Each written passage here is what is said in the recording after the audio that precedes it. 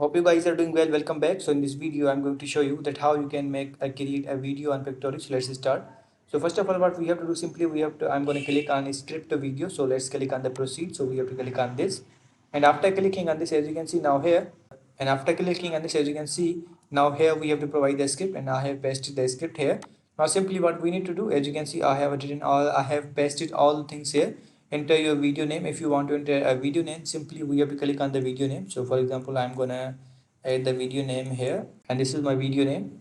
And now simply, as you can see, save it automatically saved. Now we have to click on the proceed, and after clicking on the proceed, it will take few seconds or few minutes in making the video. It's up to your internet connection. If your internet will be fast, then you will get the faster result. So as you can see, now we have to provide some details like define visuals, add a AI voiceover. You can also choose these options as well. If you don't want, then simply you have to hit the no thanks. And now let's click on dismiss it.